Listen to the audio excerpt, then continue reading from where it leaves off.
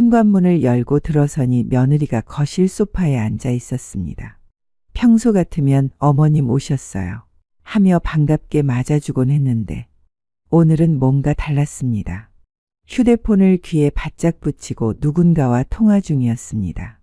어머님, 잠깐만요. 며느리가 손바닥을 제게 향해 세우며 말했습니다. 장 보던 거 좀 정리하고 올게요. 이거 그대로 두세요. 그러곤 휴대폰을 귀에 댄 채 베란다 쪽으로 성큼성큼 걸어갔습니다. 저는 부엌 한쪽 식탁에 김치 봉투를 조심스럽게 내려놓았습니다. 베란다에서 들려오는 며느리 목소리가 귀에 걸렸습니다. 아니야, 그건 안 돼. 뭔가 다급한 톤이었습니다. 장 보던 거 정리한다고 했는데 전화 내용은 전혀 그런 게 아니었습니다. 김치부터 냉장고에 넣어야겠다는 생각이 들었습니다.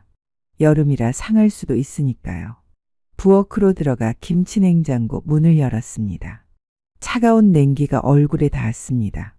맨 위 칸에는 밑반찬들이 가지런히 놓여 있었고 가운데 칸엔 김치들이, 그런데 제일 아래쪽 깊숙한 곳에 뭔가 있었습니다. 투명한 비닐에 꽁꽁 쌓여 있는데 곁에는 서리가 얼어붙어 있었습니다. 처음엔 무슨 고기인가 싶었는데 자세히 보니 이상했습니다. 얼음 사이로 비치는 그 색깔이 살색이었습니다. 손끝이 저절로 떨렸습니다. 아니, 뭔가 잘못 본 거야. 그냥 무 같은 거겠지. 하얀 무뿌리를 비닐에 싸놓은 거겠지. 라고 생각했지만 눈을 뗄 수가 없었습니다. 어머님, 뭐 찾으세요? 등 뒤에서 갑자기 며느리 목소리가 들렸습니다. 저는 깜짝 놀라 돌아봤습니다. 며느리가 부엌 입구에 서 있었는데 얼굴이 새하얗게 질려 있었습니다. 그런데 그 표정이 금세 바뀌었습니다. 입꼬리를 억지로 올리며 웃음을 지었습니다. 아, 김치 넣으려고. 어머님? 며느리가 묻는 말투가 이상했습니다. 궁금해서 묻는 게 아니라 마치 확인하려는 것 같았습니다. 저는 냉장고 문을 슬쩍 닫았습니다. 아니, 그냥. 며느리는 웃고 있었지만 눈만은 전혀 웃지 않고 있었습니다. 그 시선이 제 손끝과 김치 냉장고 서랍을 번갈아 훑었습니다. 마치 제가 뭘 만졌는지, 뭘 봤는지 확인하려는 것 같았습니다. 머릿속이 복잡해졌습니다.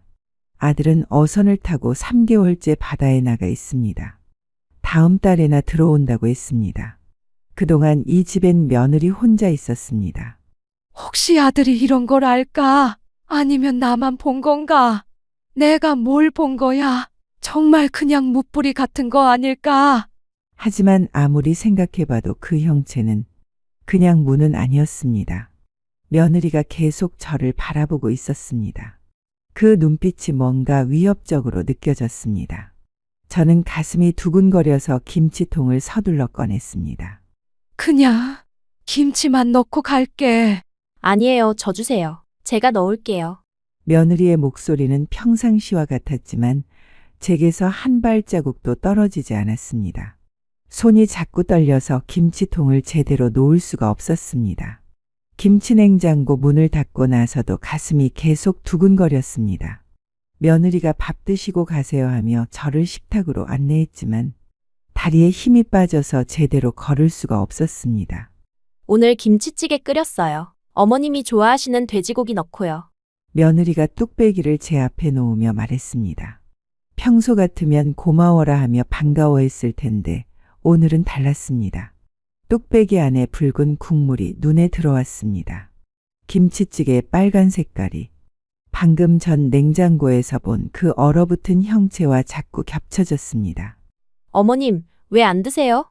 며느리가 제 맞은편에 앉으며 물었습니다. 아니, 그냥. 저는 숟가락을 들어 국물을 한 모금 떴습니다. 평소 같으면 시원하고 맛있었을 텐데 오늘은 목구멍으로 넘어가지 않았습니다. 갑자기 속이 뒤집어지는 느낌이 들었습니다. 위장이 경련을 일으키듯 꿈틀거렸습니다. 어머님, 괜찮으세요? 며느리가 놀란 듯 물었지만 저는 대답할 겨를이 없었습니다. 입안에 신물이 올라왔습니다. 화장실. 저는 손으로 입을 막고 불이 나게 일어났습니다. 며느리가 가리키는 방향으로 뛰어갔습니다. 화장실에 도착하자마자 변기에 엎드려 토했습니다. 아침에 먹은 것들이 다 나왔습니다. 개운 것이 계속 올라와서 한참 동안 괴로웠습니다. 으, 으, 등에 식은땀이 흘렀습니다. 무릎이 떨려서 화장실 바닥에 주저앉았습니다. 화장실 문에 등을 기댄 채 숨을 고르고 있는데 밖에서 작은 소리가 들렸습니다. 톡톡. 문틈 아래로 뭔가 밀려 들어왔습니다. 물컵이었습니다. 플라스틱 컵에 물이 가득 담겨 있었습니다. 저는 고개를 들어 문 위쪽을 봤습니다. 틈 사이로 그림자가 보였습니다. 며느리의 발끝이었습니다. 검은 슬리퍼를 신은 발이 문 앞에 멈춰 서 있었습니다. 잠시 멈춰 있던 그 발끝이 천천히 좌우로 움직였습니다. 마치 제가 안에서 뭘 하고 있는지 소리를 듣고 있는 것 같았습니다. 나를 걱정해서 물을 갖다 준 건가? 아니면 내가 여기서 뭘 하는지, 뭘 말하는지 듣고 있는 건가? 불현듯 이런 의심이 밀려왔습니다. 발끝이 몇 초 더 그 자리에 머물러 있다가 천천히 돌아서며 사라졌습니다. 복도로 가는 발소리가 점점 멀어졌습니다. 저는 물컵을 들어 입을 헹궜습니다. 아무리 자신을 달래봐도 가슴 두근거림이 멈추지 않았습니다. 화장실에서 나오니 며느리가 거실에서 저를 기다리고 있었습니다. 소파에 앉아 있으면서 제 얼굴을 뚫어져라 쳐다봤습니다. 어머님, 괜찮으세요? 얼굴이 너무 안 좋아 보여요. 혹시 어디 전화하신 건 아니죠? 며느리의 목소리에는 걱정이 담겨 있는 것 같았지만 그 눈빛은 달랐습니다. 마치 제가 어떤 반응을 보일지 관찰하고 있는 것 같았습니다. 몸이 좀 안 좋아서 오늘은 그냥 갈게. 저는 가방을 들며 일어났습니다. 아, 벌써요? 좀 더 쉬다 가세요. 며느리가 말했지만 저는 더 이상 이 집에 있고 싶지 않았습니다. 뭔가 숨이 막히는 느낌이었습니다. 현관에서 신발을 신으려는데 며느리가 갑자기 제 뒤에서 말했습니다. 어머님, 저는 고개를 돌렸습니다. 생활비 좀 주실 수 있으세요? 순간 머릿속이 하얘졌습니다. 평소에도 생활비 얘기를 한 적이 없었는데 하필 오늘 그래, 너희가 어렵다면 줘야지. 제가 그렇게 대답하자 며느리의 얼굴이 확 달라졌습니다. 입꼬리가 천천히 올라갔습니다. 마치 제가 무언가를 확인해 주거나 약속을 해준 것처럼 안도하는 표정이었습니다. 고마워요, 어머님. 며느리가 현관문을 열어주며 말했습니다. 그 목소리가 아까보다 훨씬 부드러워졌습니다. 저는 아무 말 없이 고개만 끄덕이고 밖으로 나왔습니다. 현관문이 딸깍하고 닫히는 소리가 등 뒤에서 들렸습니다. 아파트 복도 벽에 손을 짚고 잠시 숨을 고르면서 뒤를 돌아봤습니다. 2층 창문에 며느리가 서 있었습니다. 커튼 사이로 얼굴만 내밀고 저를 내려다보고 있었어요. 아파트 단지를 벗어나 버스 정류장까지 가는 동안 내내 가슴이 두근거렸습니다. 손도 계속 떨렸어요. 핸드백 끈을 꽉 잡고 있는데도 손이 가만히 있질 않았습니다. 내가 뭘 본 거지? 정말 그런 게 있는 건가? 아니야, 내가 잘못 본 거야. 작은 소리로 혼잣말을 했습니다. 옆에 서 있던 할머니가 저를 한번 쳐다봤지만 신경 쓰지 않았습니다. 집에 거의 도착했을 때는 이미 해가 기울어가고 있었습니다. 버스에서 내려 골목으로 접어드는데 발걸음이 무겁기만 했어요. 하, 긴 숨을 내쉬었지만 가슴 답답함이 가시지 않았습니다. 집까지 50m쯤 남은 골목을 걷는데 뒤에서 발소리가 들렸습니다. 설마 하고 뒤돌아보니 며느리가 그 어두운 골목 끝에서 걸어오고 있었습니다. 어머님, 목소리가 부드럽지만 그 안에 묘하게 서늘한 기운이 스며 있었습니다. 오늘 어머님이 좀 이상해서 걱정돼서 따라와 봤어요. 역시 제가 데려다 드렸어야 했는데. 그 말이 이상하게 들렸습니다. 며느리가 이렇게까지 저를 따라 나온 적은 단 한 번도 없었거든요. 그러지 말고 저희 집에서 하루 자고 가세요. 아니, 얘가 여기까지 다 왔는데 무슨 소리니? 아니야, 나는 이제 집에 가볼 테니까. 저는 핸드백에서 열쇠를 꺼내며 말했어요. 너도 늦기 전에 빨리 들어가. 그리고 이어지는 한마디.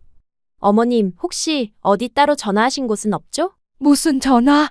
저는 열쇠를 문에 꽂으며 일부러 덤덤하게 물었어요. 그냥 몸이 안 좋으시다고 하셔서 병원이나 어디. 아니야, 그냥 체했나 봐. 이제 괜찮아.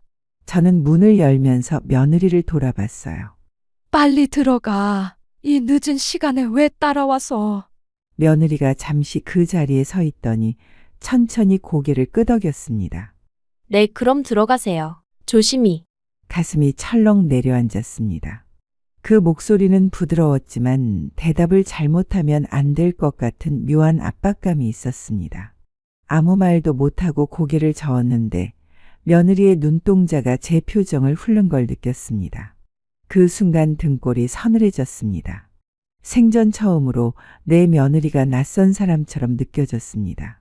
집 안으로 들어가서 문을 닫고 창문 틈으로 살짝 내다봤어요.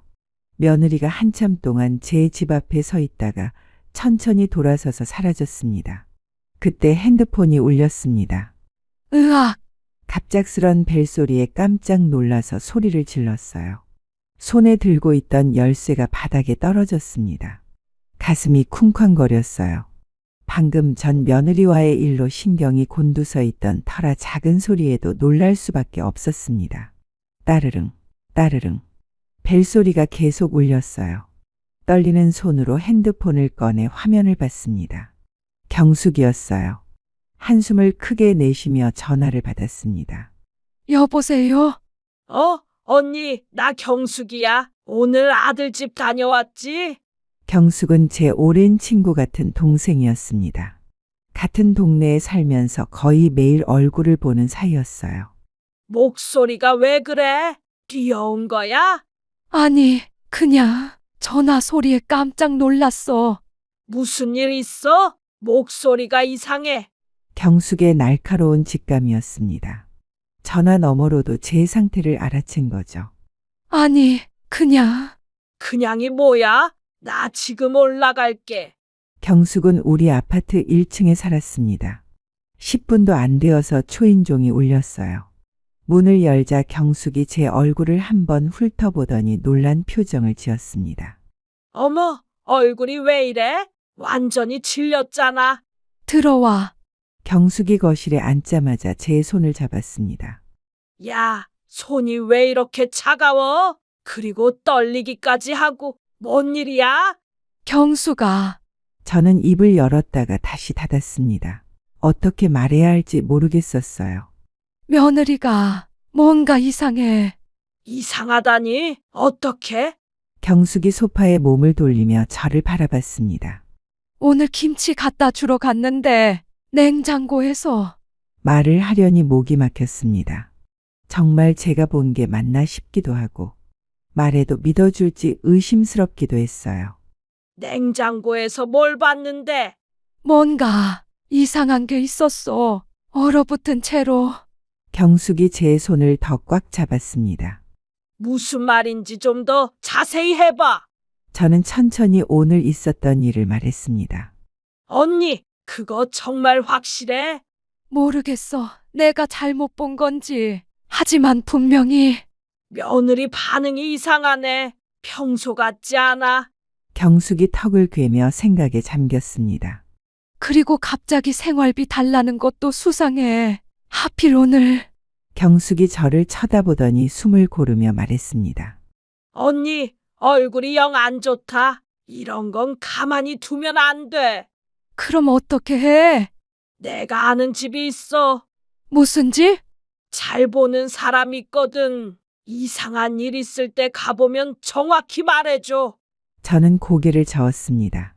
점집 같은 데는 아니야, 거기 아줌마 정말 신기해. 우리 집 일도 정확히 맞췄거든. 그냥 한 번만 가보자.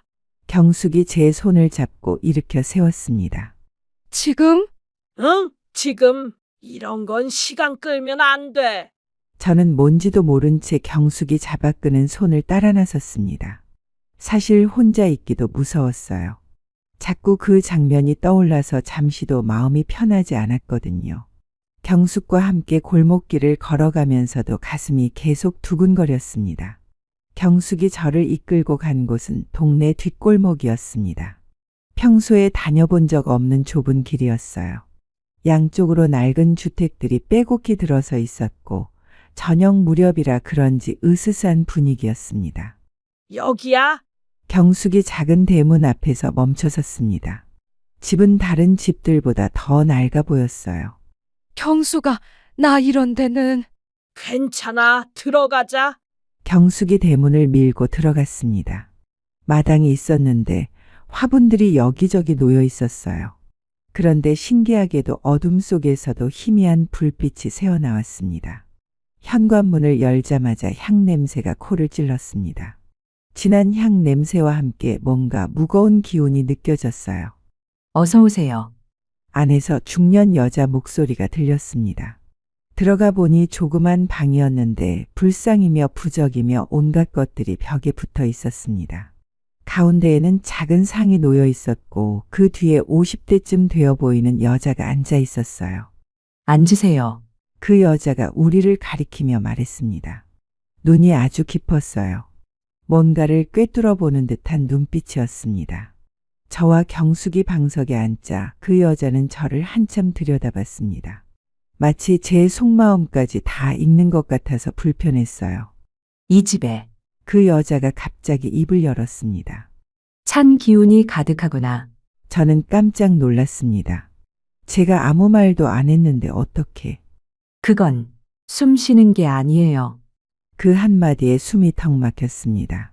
경숙이 제 팔을 잡았습니다. 제가 너무 떨고 있었거든요. 언니, 경숙이 입을 막고 저를 쳐다봤습니다. 그 눈빛 속에는 이건 우연이 아니다라는 확신이 담겨 있었어요. 그 여자가 부적 하나를 제게 건넸습니다. 이걸 몸에 지니고 계세요. 그리고 혼자 행동하지 마세요. 저는 부적을 받아 손에 쥐었습니다. 점집을 나올 때 다리가 후들거렸습니다. 경숙이 제 팔을 붙잡고 걸어야 했어요. 언니, 괜찮아? 모르겠어. 정말 그런 일이. 이거 그냥 넘어가면 안 돼. 신고해야 해. 하지만 확실하지도 않은데. 아까 그 사람 말 들었잖아. 틀린 적이 없다니까. 저는 부적을 주머니에서 만지작거리며 고민했습니다. 정말 그런 결정을 내려야 하는 걸까? 시계를 보니 새벽 2시였어요. 이미 몇 시간째 이런 식이었습니다. 몸을 왼쪽으로 돌렸다가 오른쪽으로 돌렸다가 어떤 자세를 취해도 편하지 않았어요. 부엌에서 물을 한 잔 마시고 다시 침실로 돌아왔습니다. 그런데 침대에 앉아 있으니 갑자기 무서워졌어요. 혼자 있는 게 무섭더라고요. 거실로 나가서 소파에 앉았습니다. TV를 켜려다가 말았어요. 이 시간에 TV 소리가 나면 이상할 테니까요. 핸드폰을 들여다봤습니다. 경숙한테 전화라도 하고 싶었지만 이 시간에 깨우면 안 되잖아요. 내가 뭘 해야 하지? 만약에 내가 잘못 본 거라면 그럼 며느리한테 평생 찍혀서 살아야 할 텐데 아들한테도 미안하고. 결국 아들한테 전화를 했어요. 여보세요? 전화기 너머로 파도 소리가 들렸습니다. 바람 소리도 섞여 있었어요. 아들의 목소리가 피곤해 들렸습니다. 아들아, 나야. 아, 엄마, 갑자기 왜요? 뭔 일 있어요? 전화기 너머로 다른 사람들 목소리도 들렸습니다. 선원들이 뭔가 작업하는 소리 같았어요. 아니, 그냥 별일 없나 해서. 일은 많이 힘들지? 아, 힘들어요. 정말. 어제는 밤새 그물 손보느라고 한숨도 못 잤어요. 아들 목소리에서 지친 기색이 느껴졌습니다. 그래도 한 달 뒤면 돌아갈 건데 그때 엄마 생신이죠? 깜빡할 뻔했네요. 아, 그런 건 신경 쓰지 마. 너나 안전하게 돌아와. 엄마, 근데 갑자기 전화하신 거 보니까 정말 무슨 일 있는 거 아니에요? 아들이 눈치 빠르게 물었습니다. 아니야, 그냥 요즘 며느리가 많이 예민해진 것 같아서. 예민해요? 뭐가요? 평소랑 좀 다르더라고. 피곤해 보이고. 아, 그게요. 요즘 혼자 있어서 그런가 봐요. 저도 걱정되긴 하는데. 전화기 너머로 또 파도 소리가 크게 들렸습니다. 아들아, 혹시 잠시 침묵이 흘렀습니다. 손바닥에 땀이 배어 나오는 게 느껴졌어요. 뭐요? 엄마? 너희 혹시 임신했니? 그 말을 하고 나니 가슴이 쿵 떨어지는 것 같았습니다. 짧은 정적이 흘렀습니다. 파도 소리만 들렸어요. 아니요. 무슨 소리예요, 엄마? 아들 목소리가 의아해 들렸습니다. 그런데 왜 갑자기 임신 얘기를 하세요? 혹시 아내가 엄마한테 뭔가 말했나요? 아니, 그냥 전혀 가능성이 없는 거야. 그럴 리 없죠. 제가 나가기 전에도 그런 계획 없었고요. 아들이 웃으며 대답했습니다. 그리고 그런 사실이 있었으면 엄마한테 제일 먼저 알렸겠죠. 그 웃음 속에 아무 의심도 없는 걸 느끼는 순간 오히려 제 심장이 더 쿵 내려앉았습니다. 아들은 정말 아무것도 모르고 있었어요. 엄마, 그런데 아내가 정말 몸이 안 좋다고 했어요? 병원은 가봤나요? 아니, 그냥 피곤해 보인다고. 그럼 제가 전화해서 병원 가보라고 할게요. 혼자 있으니까 더 그런 것 같아요. 아들 목소리에서 진심 어린 걱정이 느껴졌습니다. 아내를 걱정하는 남편의 마음이었어요. 응, 그래. 엄마도 너무 걱정하지 마세요. 엄마, 일해야 될 것 같아요. 또 전화 드릴게요. 그래, 조심해. 저는 한참 동안 핸드폰을 들고 있었어요. 한참 망설이다가 다시 번호를 눌렀습니다. 따르릉, 따르릉. 벨소리가 울렸어요. 가슴이 쿵쿵 뛰었습니다. 네, 긴급신고센터입니다. 젊은 남자 목소리였어요. 저기요. 목소리가 떨렸습니다. 네, 말씀하세요. 신고를 하려고 하는데요. 어떤 신고이신가요? 제가 어제 아들 집에 갔는데 냉장고에서 말이 막혔어요. 뭐라고 해야 할지 모르겠더라고요. 냉장고에서 뭘 보셨나요? 이상한 게 있었어요. 좀 더 구체적으로 말씀해 주실 수 있나요? 얼어붙은 뭔가가 손가락 같은. 신고자님, 혹시 주소 알려주실 수 있나요? 네, 현장 확인이 필요할 것 같습니다. 어느 지역이신가요? 저는 떨리는 목소리로 아들 집 주소를 알려줬어요. 핸드폰 번호를 알려주고 전화를 끊었습니다. 한참 동안 핸드폰을 들고 있었어요. 정말 신고를 해버렸구나. 이제 돌이킬 수 없겠네. 잠시 후 경찰과 만나 아들 집으로 같이 가게 되었습니다. 가족분이시죠? 잠시 협조 좀 부탁드립니다. 김 형사가 며느리에게 정중하게 말했습니다. 며느리는 처음엔 놀란 표정을 지었어요. 그런데 그 표정이 금세 바뀌었습니다. 입꼬리를 올리며 문을 활짝 열어줬어요. 네, 들어오세요. 근데 정말 이상하네요. 무슨 일인지. 목소리는 평상시와 똑같았지만 저는 그 눈빛을 놓치지 않았어요. 순간 번뜩이는 뭔가가 있었습니다. 경찰관들이 신발을 벗고 들어왔어요. 김 형사가 부엌을 가리키며 말했습니다. 냉장고 확인해 봐도 될까요? 네, 당연하죠. 며느리가 앞장서서 부엌으로 갔습니다. 저는 뒤따라가면서 가슴이 쿵쾅거리는 걸 느꼈어요.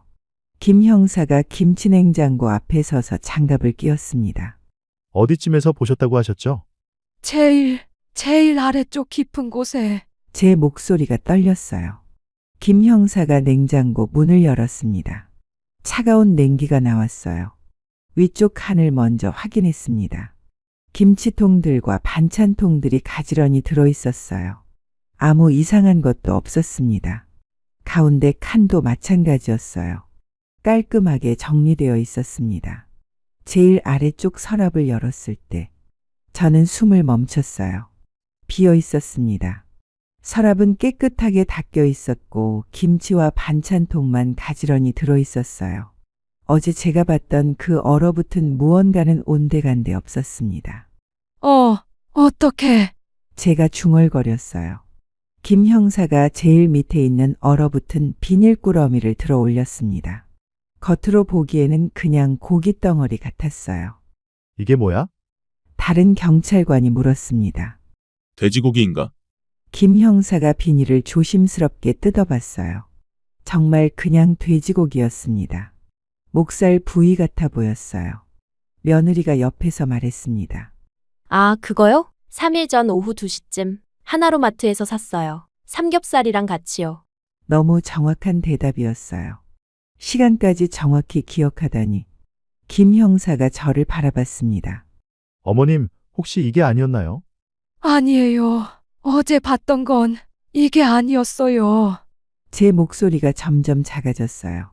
다른 경찰관이 냉장고 안을 더 자세히 살펴봤습니다. 구석구석 다 확인했지만 아무것도 없었어요. 김 형사가 저를 바라보며 조심스럽게 물었습니다. 어머님, 혹시 착각하신 건 아닌지. 저는 아무 말도 못하고 고개를 떨궜습니다. 그때 며느리가 경찰관들에게 작은 목소리로 말했어요. 형사님들, 잠시만요. 며느리가 경찰관들을 거실 쪽으로 안내했습니다. 저는 부엌에 혼자 남겨졌어요. 사실은 며느리의 목소리가 조심스럽게 들려왔습니다. 최근에 어머님이 치매 증상이 있으세요. 그 말에 제가 깜짝 놀라 거실로 나가려다가 멈췄어요. 치매요? 김 형사가 놀란 듯 물었습니다. 네, 처음에는 저도 몰랐는데 몇 달 전부터 조금씩. 며느리 목소리가 떨리기 시작했어요. 예전에는 그러시지 않았는데 같은 말씀을 계속 반복하시고 어디 갔다 온 것도 자꾸 깜빡하시고. 구체적으로 어떤 증상이 있으셨나요? 다른 경찰관이 물었어요. 저번 주에도 김치 가져다 주러 오셨는데 계속 같은 질문을 하시더라고요. 냉장고에 뭐가 들어있냐? 이게 뭐냐 하면서. 며느리가 손으로 눈가를 닦았어요. 그래서 그날도 집 앞까지 잘 가시는지 확인했고요. 아, 그래서 따라가셨던 거군요. 네, 혼자 가시다가 길을 잃으실까봐 걱정돼서. 며느리 목소리가 점점 울먹거렸어요. 말씀도 자꾸 이상하게 하시고 없는 걸 있다고 하시고 지금도 마음이 너무 아파요. 그러더니 며느리가 손수건을 꺼내서 눈물을 닦았습니다. 병원에 모시고 가려고 했는데 어머님이 완강히 거부하셔서. 그렇군요. 김 형사의 목소리가 이해한다는 듯 부드러워졌어요. 어르신들이 보통 그런 검사 받는 걸 싫어하시죠. 네, 그런데 오늘 갑자기 신고를 하셨다고 연락이 와서 정말 당황스러웠어요. 어떻게 해야 할지 모르겠어요. 어머님한테 상처 안 드리면서 치료받게 하려면. 가족분 입장에서 정말 어려우시겠네요. 경찰관들의 목소리가 완전히 동정적으로 바뀌었어요. 어머님도 본인은 아무 문제 없다고 생각하시니까 더 힘드시죠. 네, 맞아요. 저도 처음엔 그냥 깜빡하시는 정도인 줄 알았는데 며느리가 한숨을 깊게 쉬었어요. 요즘에는 정말 심해지셔서 어제도 이상한 걸 봤다고 하시면서 온종일 불안해 하시더라고요. 네, 인터넷에서 찾아보니까 그런 글들이 많더라고요. 며느리가 또 눈물을 훔쳤어요. 정말 어떻게 해야 할지. 남편은 바다에 나가 있어서 혼자 감당하기가 힘들어요. 저는 부엌에서 그 대화를 들으며 머리가 어지러웠습니다. 치매, 환각, 망상? 며느리가 경찰들에게 제가 정신이 이상한 사람이라고 말하고 있었어요. 그것도 눈물까지 흘리면서. 어머님 괜찮으세요? 김 형사가 부엌으로 와서 저에게 물었어요. 그런데 그 목소리가 아까와 달랐어요. 마치 정신병 환자를 대하는 것 같은. 네. 제가 작게 대답하자 김 형사가 며느리를 쳐다봤어요. 일단 오늘은 이 정도로 하고 가족분과 상의해서 전문의 진료를 받아보시는 게 좋겠습니다. 어머님도 너무 걱정하지 마세요. 요즘 치료 방법이 많이 발달해서. 김 형사가 저에게 위로의 말을 건넸지만 그 눈빛에는 동정과 연민만 있었어요. 경찰관들이 서로 눈빛을 주고받았습니다. 더 이상 확인할 게 없다는 표정이었어요. 죄송합니다. 신고가 들어와서 확인차. 김 형사가 며느리에게 사과했어요. 괜찮아요. 어머님도 걱정되셔서 그러신 거니까. 며느리가 웃으며 대답했지만 저를 향한 시선은 차가웠어요. 경찰관들이 현관으로 나가려고 하는 순간 저는 급하게 김 형사에게 다가갔습니다. 형사님, 저 정신 멀쩡해요. 제가 간절한 눈빛으로 말했어요. 제발 마지막으로 한 번만 더. 저는 김 형사의 손을 꽉 쥐었습니다.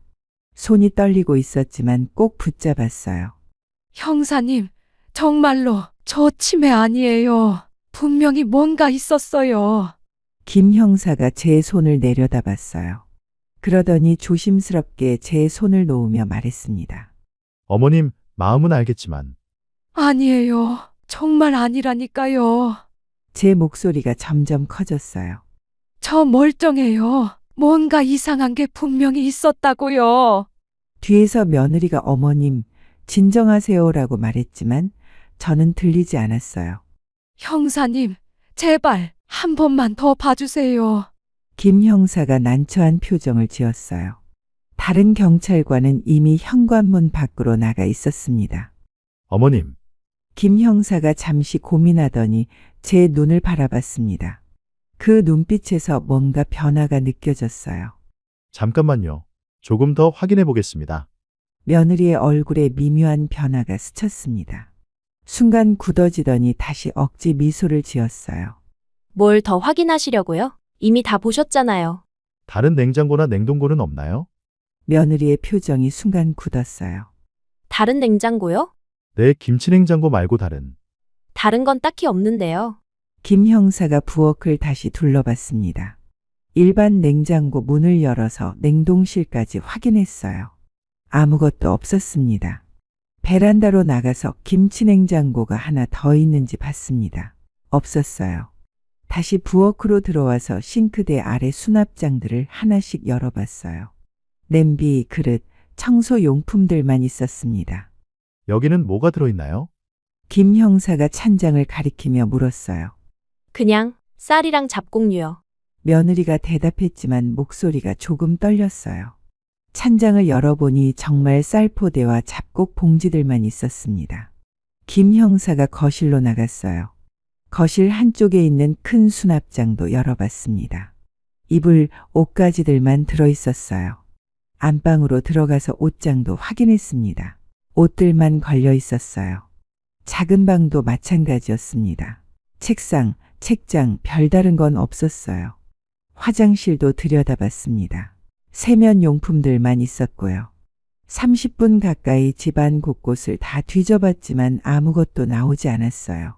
경찰관들의 표정이 점점 지쳐갔습니다. 며느리는 처음엔 협조적이었지만 점점 짜증스러운 기색을 보였어요.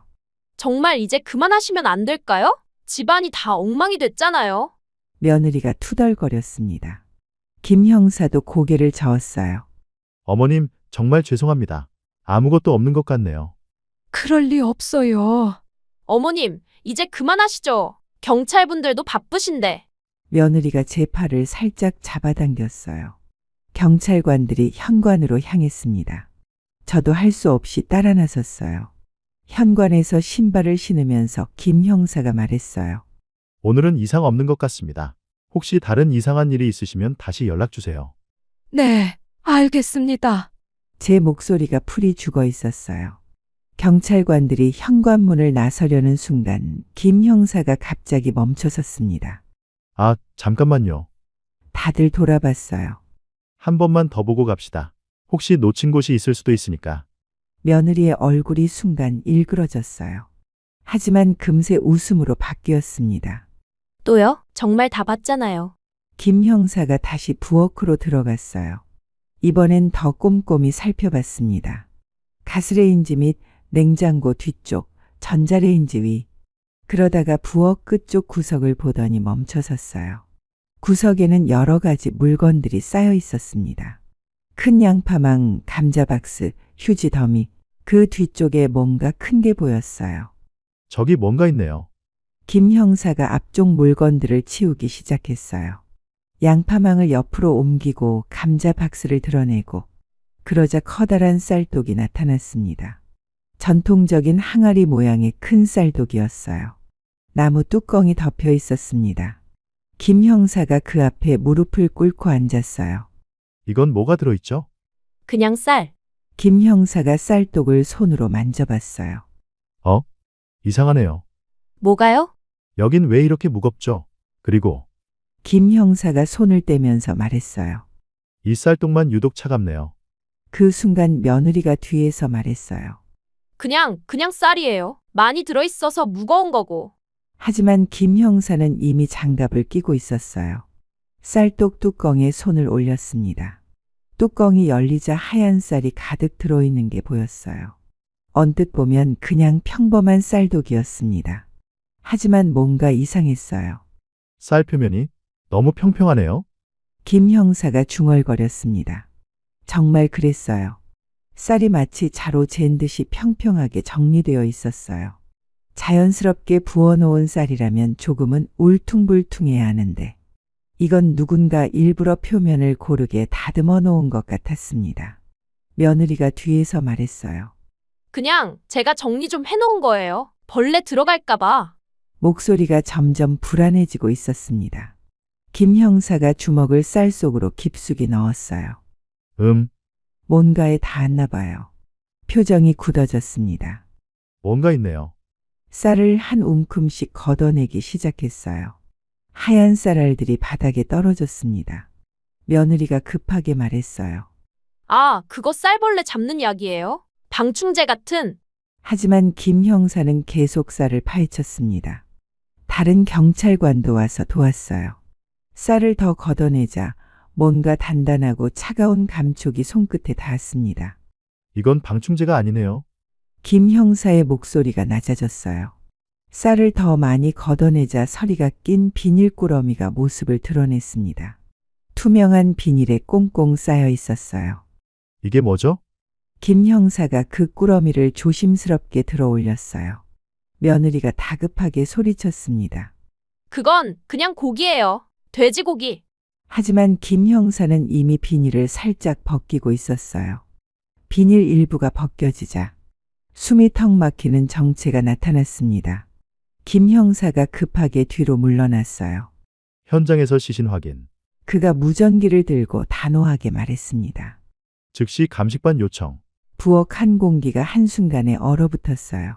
저는 쌀독 앞에 주저앉고 말았습니다. 다리에 힘이 빠졌거든요. 정말 있었구나. 며느리의 표정이 그제야 완전히 일그러졌어요. 더 이상 웃을 수도 변명할 수도 없었습니다. 아니에요. 그건 정말 고기라니까요. 마지막까지 거짓말을 하려고 했지만 김 형사가 이미 그녀에게 다가가고 있었어요. 손 뒤로 하세요. 아니에요. 정말 아니에요. 며느리가 소리 지르며 뒤로 물러섰어요. 하지만 다른 경찰관이 뒤에서 그녀를 붙잡았습니다. 김 형사가 수갑을 꺼냈어요. 영장 없이 체포합니다. 찰칵 수갑이 채워지는 소리가 부엌에 울렸습니다.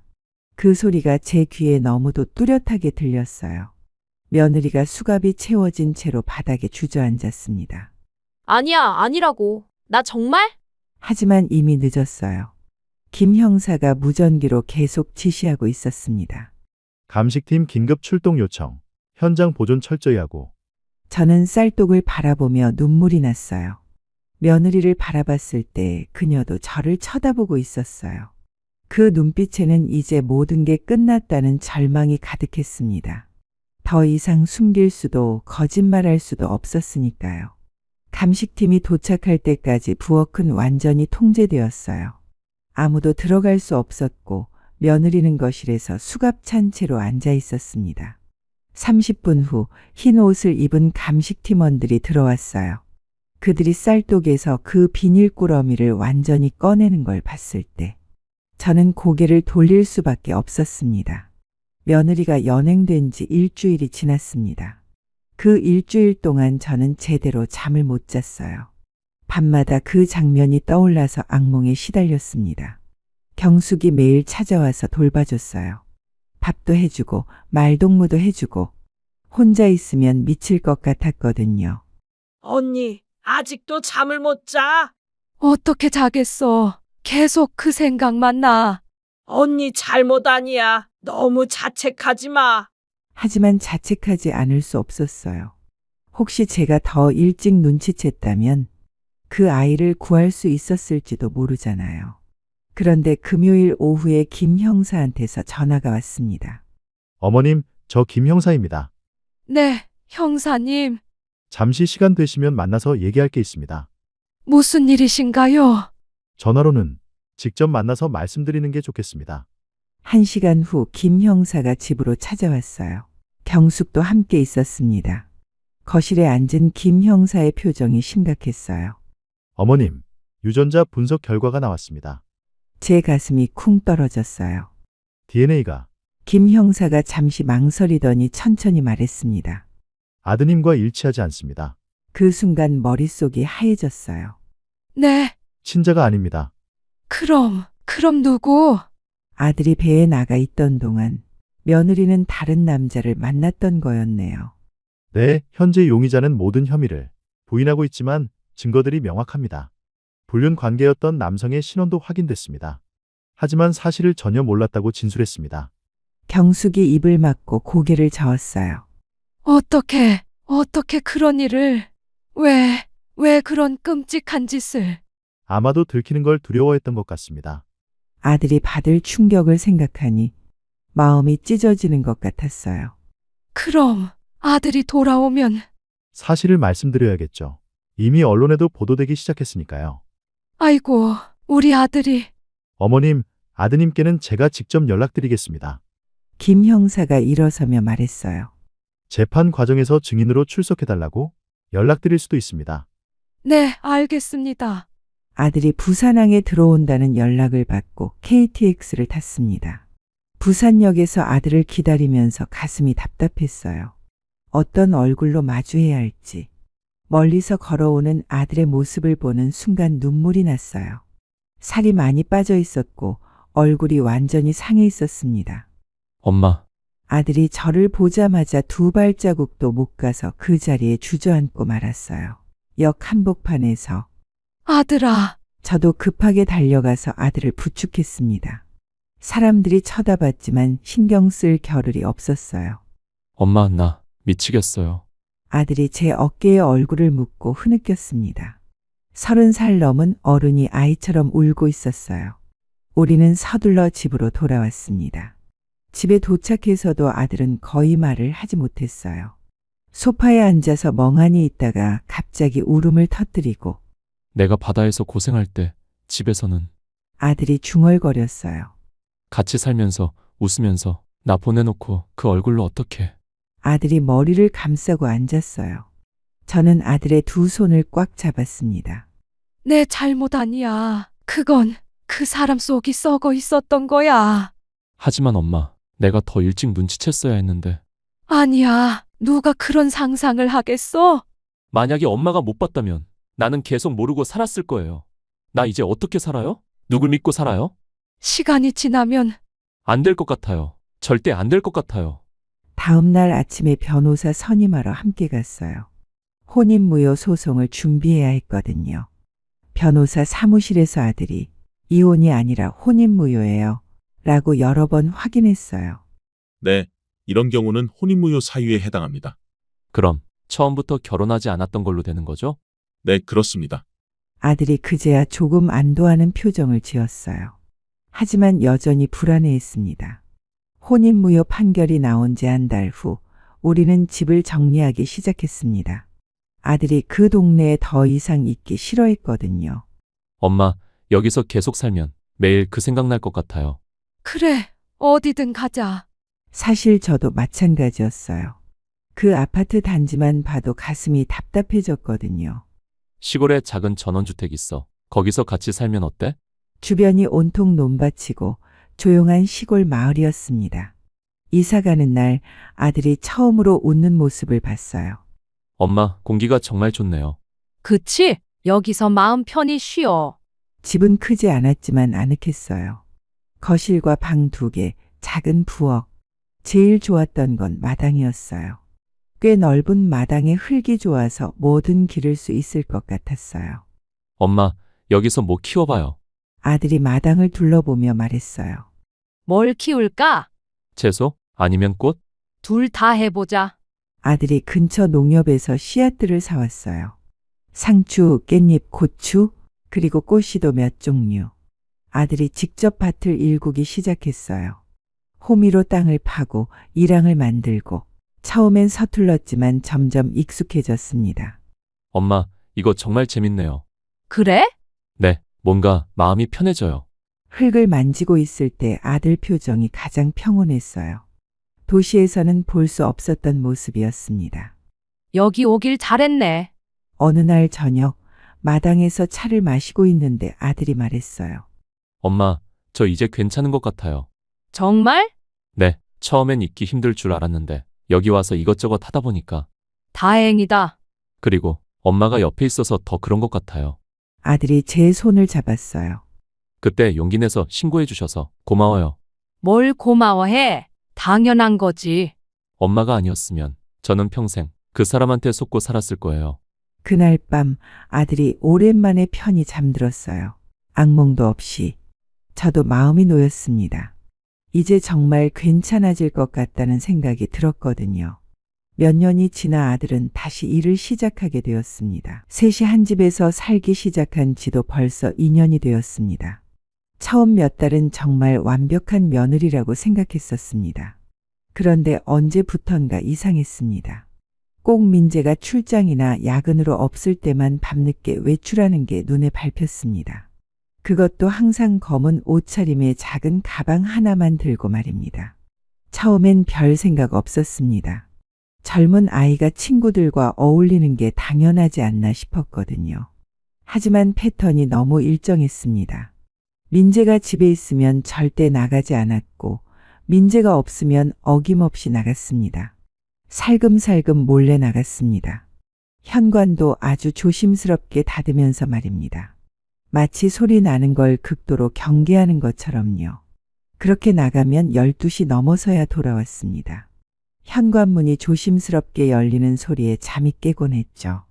발걸음도 최대한 소리 나지 않게 하려고 애쓰는 게 느껴졌습니다. 유나야, 들어왔어? 네. 어머님, 늦어서 죄송해요. 친구가 그렇게 늦게까지 붙잡아? 네. 이야기가 길어져서요. 그런데 이상한 건 돌아올 때마다 옷에서 흙냄새가 났다는 겁니다. 은은하지만 분명히 흙냄새였어요. 처음엔 그냥 지나쳤는데 계속 반복되니까 신경이 쓰이더라고요. 어디 갔다 온 거야? 옷에서 흙냄새 나는데? 그때도 얼버무렸습니다. 무엇보다 수상한 건 그 가방에서 나는 소리였습니다. 금속성에 딸랑거리는 차가운 소리. 유나가 현관에서 신발을 신을 때마다 들렸거든요.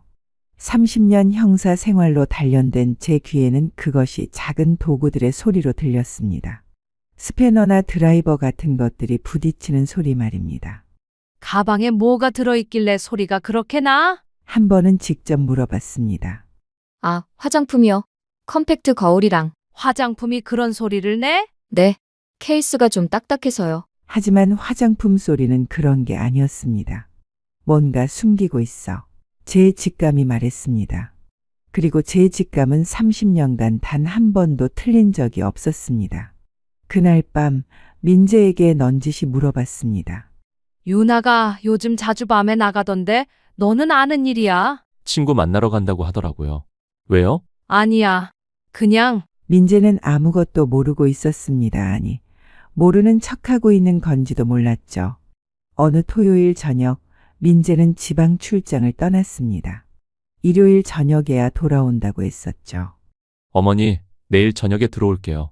혹시 필요한 거 있으면 연락하세요. 알았어. 조심히 다녀와. 민재가 떠나고 나서 저녁을 함께 먹으며 유나의 표정을 살펴봤습니다. 평소보다 조금 들떠 보였어요. 아니, 들뜬 게 아니라 뭔가 계획이 있는 것 같은 그런 기색이었습니다. 오늘 일찍 자야겠어요. 저녁 9시쯤 유나가 말했습니다. 평소보다 훨씬 이른 시간이었죠. 그래, 푹 쉬어. 유나는 자기 방으로 들어갔습니다. 하지만 제 방에 누워서도 잠이 오지 않았어요. 오늘 밤에도 나갈 거라는 직감이 들었거든요. 과연 밤 11시가 넘어서야 복도에서 살짝 발소리가 들렸습니다. 저는 눈을 감고 숨을 고르며 자는 척했습니다. 유나가 제 방문이 아주 조심스럽게 열렸습니다. 삐걱거리는 소리도 나지 않게 천천히, 정말 천천히 열렸어요. 유나가 제가 자는지 확인하는 게 분명했습니다. 얼마나 오랫동안 서 있었을까요? 아마 2-3분은 좋게 됐을 겁니다. 제 얼굴을 들여다보며 정말 잠들었는지 확인하고 있는 것 같았어요. 그 시간이 얼마나 길게 느껴졌는지 모릅니다. 호흡을 일정하게 유지하느라 가슴이 답답할 정도였어요. 드디어 문이 닫혔습니다. 역시나 소리 하나 내지 않고 말이죠.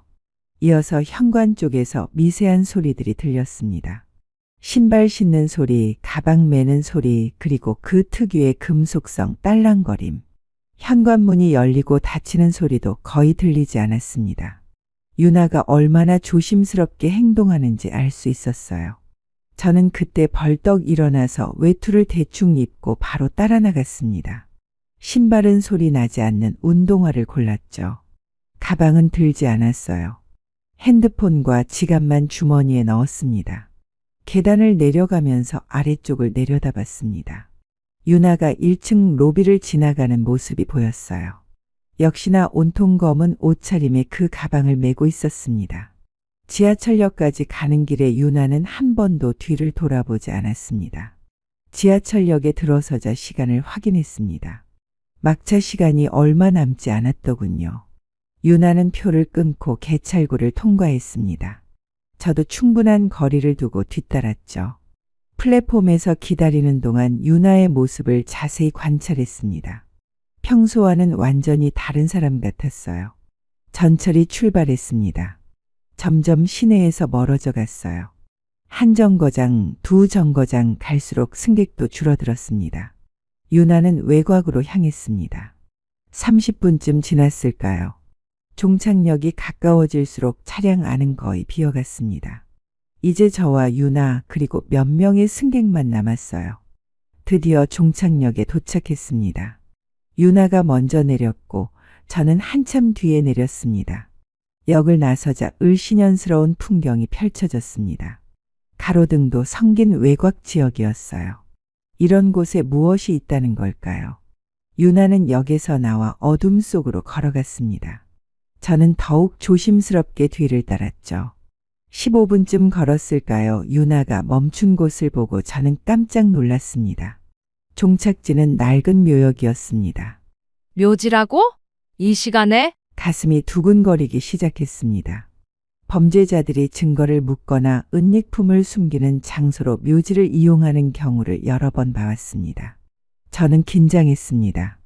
이제 정말로 무슨 일이 벌어지는지 알아야 할 때였습니다. 가로등 하나 없는 그곳에서 유나는 작은 손전등을 켰습니다. 어둠을 가르는 그 작은 불빛이 묘역 곳곳을 비췄어요. 오래된 묘비들 사이를 헤매며 뭔가를 찾는 모습이 마치 이곳에 익숙한 사람 같았습니다. 처음 오는 곳이라면 이렇게 확신에 찬 발걸음을 보일 수 없을 텐데요. 바람이 불 때마다 나뭇가지들이 서로 부딪히는 소리가 으스스했지만 저는 숨을 죽이고 지켜봤습니다. 큰 나무 뒤에 몸을 숨기고 유나의 일거수일투족을 관찰했어요. 손전등 불빛이 이리저리 움직였습니다. 묘비 하나하나를 확인하는 것 같았어요. 드디어 유나가 멈춘 곳이 있었습니다. 사랑하는 엄마 이은영의 묘라고 적힌 오래된 묘비 앞이었습니다. 친정어머니 묘구나. 제사도 아닌데 왜 이런 늦은 시간에 찾아온 걸까요? 그것도 혼자서 말이에요. 유나는 무릎을 꿇더니 가방에서 작은 삽을 꺼냈습니다. 제가 들었던 그 금속성 소리의 정체가 바로 이것이었군요. 그리고 조심스럽게 구덩이를 파기 시작했습니다. 역시 뭔가를 묻고 있어. 삽질하는 소리가 밤 공기를 가르며 들려왔습니다. 흙을 파는 소리, 돌에 부딪히는 소리. 유나는 생각보다 능숙하게 구덩이를 팠어요. 얼마나 팠을까요? 30cm 정도의 구덩이가 만들어졌습니다. 그리 깊지는 않았지만 뭔가를 묻기에는 충분해 보였어요. 구덩이를 파더니 가방에서 꺼낸 무언가를 넣고 다시 묻어두었습니다. 손전등 불빛이 흔들려서 정확히 무엇인지는 보이지 않았지만 작은 물건 같았어요. 그러고 며느리는 한참을 중얼거리며 거기서 무릎을 꿇고 엉엉 울었습니다. 처음엔 작은 흐느낌이었어요. 하지만 점점 커져서 목 놓아 우는 소리가 되었습니다. 밤의 정적을 깨뜨리는 그 울음소리가 얼마나 처절했는지 모릅니다. 바람에 실려오는 유나의 목소리가 들렸어요. 무슨 말을 하는지는 정확히 들리지 않았지만 계속 중얼거리고 있었습니다. 10분쯤 그렇게 울더니 유나는 손으로 눈물을 닦았습니다. 그리고 묘비 앞에 절을 했어요. 정중한 절이었습니다. 아무도 없는 늦은 시간 사연이 많아 보이는 여자. 일단 오늘은 여기까지 조사하고 빨리 택시를 타고 집으로 가기로 했습니다. 묘역을 나와서 큰 길까지 나왔습니다. 다행히 심야 택시가 지나가더군요. 손을 들어 택시를 세웠어요. 어디로 갈까요? 아름 아파트 단지요. 집에 도착했을 때는 새벽 1시가 넘어 있었습니다. 엘리베이터를 타고 올라가면서 가슴이 두근거렸어요. 유나가 먼저 집에 와 있을까요?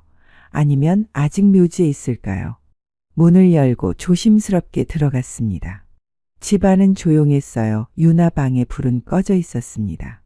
저는 재빨리 옷을 갈아입고 침대에 누웠습니다. 그리고 자는 척을 했어요. 현관문이 조심스럽게 열리는 소리가 들렸습니다. 발걸음 소리도 거의 들리지 않았어요. 유나가 얼마나 조심스럽게 걸어오는지 알 수 있었습니다. 복도를 지나 제 방 앞에서 잠시 멈춰섰습니다. 잠시 후 유나가 돌아왔습니다. 제가 자는지 확인하려는 것 같았어요. 제 방문이 살짝 열렸습니다. 아주 조심스럽게 소리 하나 내지 않고 말이에요. 마침내 문이 닫혔습니다. 그리고 유나가 자기 방으로 들어가는 발소리가 들렸어요. 얼마 후 화장실에서 물 흐르는 소리가 났습니다. 씻고 있는 것 같았어요. 분명히 뭔가 큰 비밀이 있었습니다. 그리고 저는 그 비밀을 파헤쳐야 했어요. 다음 날 밤, 저는 다시 그 묘지로 향했습니다. 하루 종일 머릿속에서 떠나지 않던 그 장면 때문이었어요. 유나가 무엇을 묻었는지 직접 확인해야겠다는 생각이 들었습니다. 이번에는 준비를 철저히 했습니다. 작은 삽과 손전등 그리고 비닐 장갑까지 준비했어요. 혹시 모를 증거를 오염시키지 않기 위해서였습니다. 밤 10시쯤 집을 나섰습니다. 유나는 일찍 잠자리에 들었다고 했으니 안전할 거라고 생각했어요. 같은 경로로 전철을 타고 묘지까지 갔습니다. 어젯밤보다 바람이 더 강하게 불었어요. 나뭇잎들이 바스락거리는 소리가 더욱 크게 들렸습니다. 묘역에 도착하자 어제와는 또 다른 기분이 들었습니다. 혼자 와보니 더욱 음산했어요. 가로등도 없는 이곳에서 손전등만이 유일한 빛이었습니다. 유나가 정확히 어디를 팠는지 기억하고 있었습니다. 사랑하는 엄마 이은영의 묘 바로 옆쪽이었어요. 묘비에서 오른쪽으로 50cm쯤 떨어진 지점이었습니다. 저는 조심스럽게 그 자리를 파기 시작했습니다. 삽을 땅에 찔러 넣자 생각보다 부드러웠어요. 어제 유나가 파놓은 흔적이 남아있는 것 같았습니다. 20cm 정도 팠을까요? 삽에 뭔가 걸리는 느낌이 들었어요.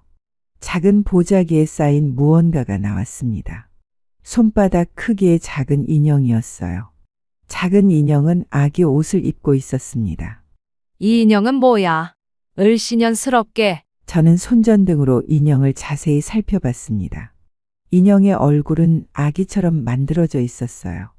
눈을 감고 있는 모습이었는데 마치 잠든 아기 같았습니다.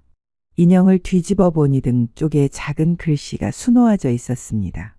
할인이라고 되어 있었어요. 왜 하필 인형을 묻지? 여기까지 와서 오밤중에?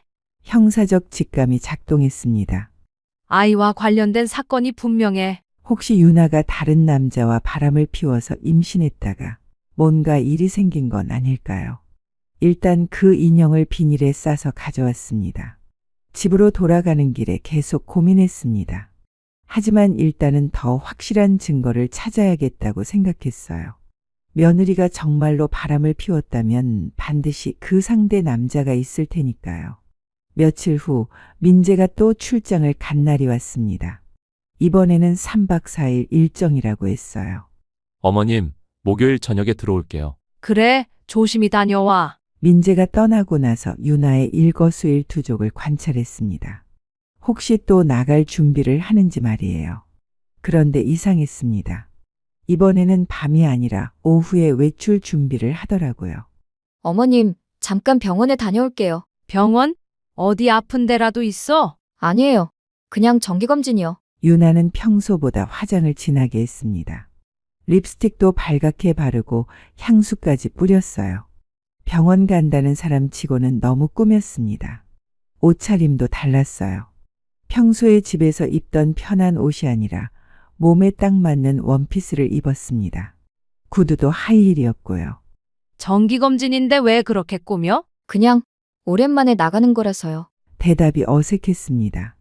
저는 이번에도 미행하기로 결심했습니다.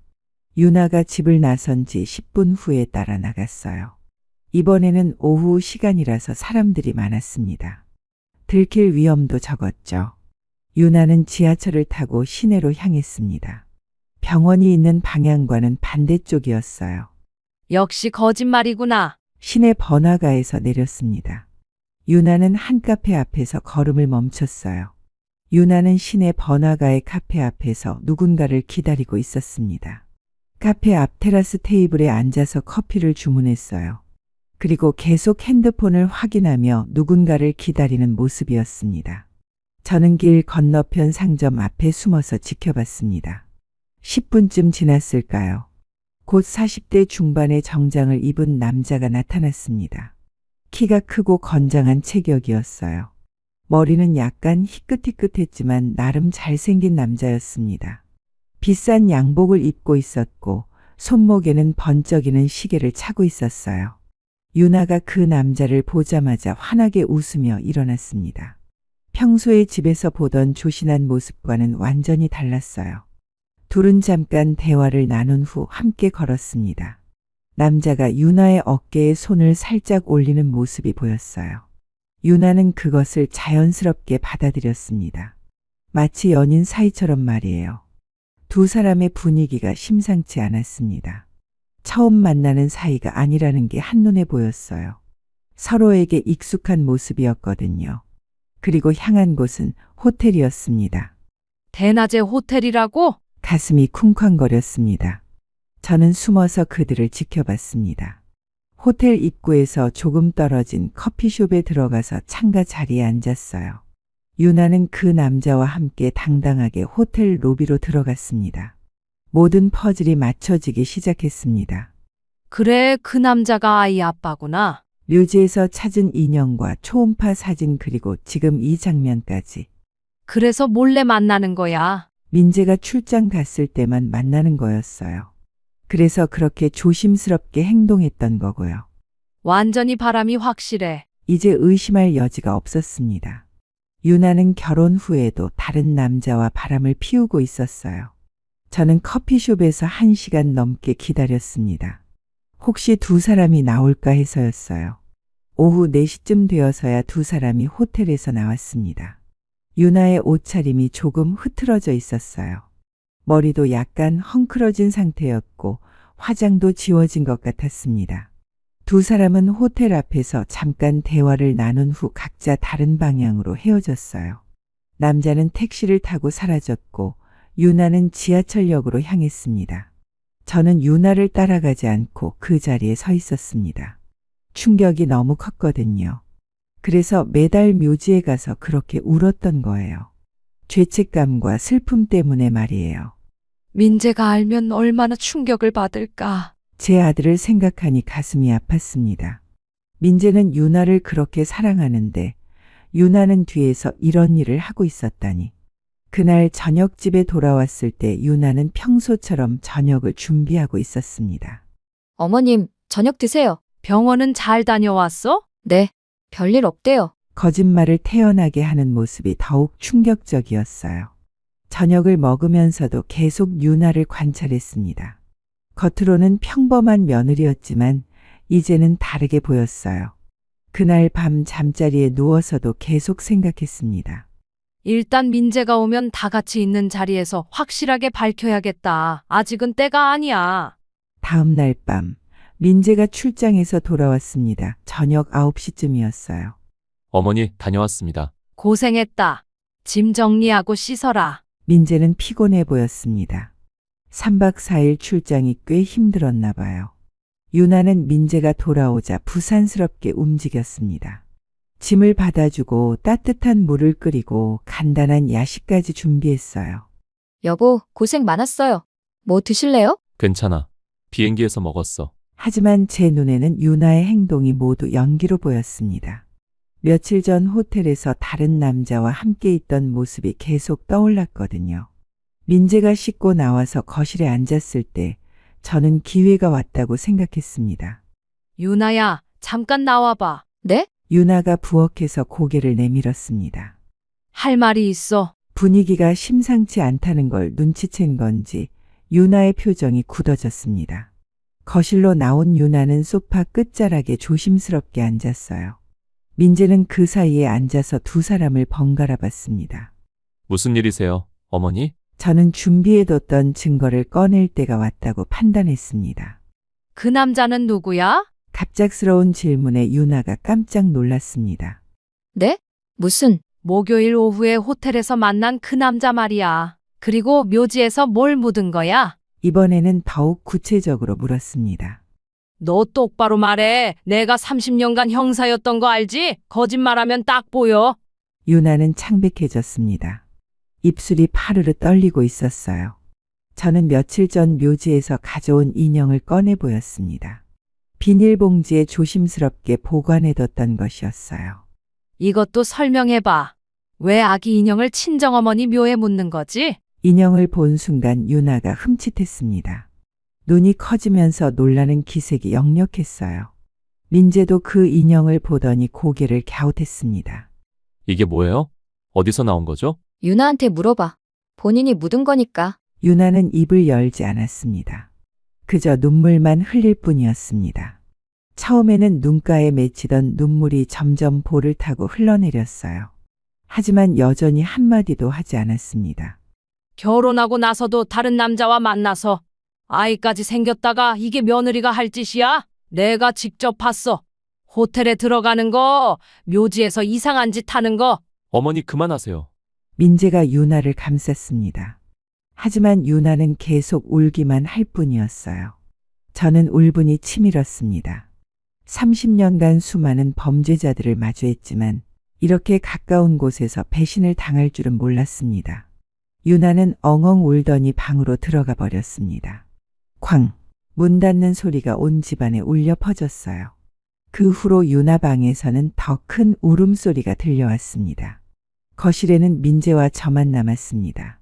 무거운 침묵이 흘렀어요. 내가 제 밤마다 나가길래 수상해서 따라가 봤더니 이상한 짓을 하고 있었어. 저는 흥분해서 소리를 질렀습니다. 묘지에서 혼자 울면서 뭔가를 묻고, 그리고 다른 남자와 호텔에 들어가고. 아들은 조심스럽게 인형을 잡아들었습니다. 두 손으로 소중하게 받치면서 자세히 들여다봤어요. 인형의 작은 얼굴, 분홍색 옷, 그리고 등에 수노인 할인이라는 글씨까지. 그러더니 갑자기 민재의 눈에서 눈물이 흘러내렸습니다. 민재야, 너 우는 거야? 저는 당황했습니다. 화가 나서 울음을 터뜨릴 줄 알았는데 슬픔에 젖은 눈물이었거든요. 엄마, 민재가 떨리는 목소리로 말했습니다. 엄마가 생각하시는 그런 거 아니에요. 그런 거 아니긴 뭐가 아냐? 증거가 다 있는데? 아들은 방으로 들어가 유나를 달랬습니다. 문 너머로 민재가 유나를 달래는 목소리가 들렸어요. 저는 거실에 혼자 남아서 복잡한 심경이었습니다. 아들의 반응에 너무 속이 답답했어요. 지금 불같이 화를 내도 시원찮을 마당에 왜 아내를 감싸주고 있는 거지? 30분 정도 지나자 유나와 아들이 나왔습니다. 유나는 눈이 퉁퉁 부어서 말이 아니었어요. 코도 빨갛게 되어 있고 화장도 다 지워진 상태였습니다. 민재가 유나의 손을 잡고 소파로 이끌었어요. 유나는 고개를 숙인 채 제 눈을 마주치지 못했습니다. 어머니, 유나가 설명하고 싶다고 해요. 민재가 조심스럽게 말했습니다. 유나는 한참 동안 말을 못했어요. 입술을 떨며 말할 준비를 하고 있는 것 같았습니다. 어머님, 떨리는 목소리로 시작했습니다. 말씀드렸어야 했는데 차마 말할 용기가 없었어요. 유나가 눈물을 닦으며 계속했습니다. 이 인형, 할인이는 우리 아이예요. 작년 4월에 임신한 걸 알았어요. 너무 기뻤어요. 민재도, 저도. 임신? 네, 처음에는 어머님께 바로 말씀드리려고 했어요. 하지만 초기라서 조심스럽다고 민재가 고개를 끄덕였습니다. 3개월까지는 조심하자고 했거든요. 유나가 말을 멈췄어요. 너무 힘든 얘기인 것 같았습니다. 4개월 차에 정기검진을 받으러 갔는데 의사 선생님이 심장이 뛰지 않는다고. 목소리가 점점 작아졌어요. 그날이 8월 12일이었어요. 유나가 흐느끼기 시작했습니다. 갑자기 갑자기 아기가 없어진다는 게 믿어지지 않았어요. 의사 선생님은 누구 잘못도 아니라고 했지만 저 때문인 것 같았어요. 제가 뭔가 잘못해서 아기를 지켜주지 못해서 어머님께 걱정 끼치고 싶지 않았어요. 그리고 민재도 일 때문에 바빠서 이 인형은 하린이가 태어나면 주려고 만든 인형이에요. 하린이를 잃고 나서 더욱 엄마가 그리워졌어요. 그래서 하린이를 엄마 곁에 묻어드리고 싶었어요. 하늘에서 잘 보살펴달라고 기도했어요. 그래서 밤에 몰래 민재한테 걱정 끼치기 싫어서. 그리고 어머님도 모르시는 일이니까. 유나가 고개를 더욱 숙였습니다.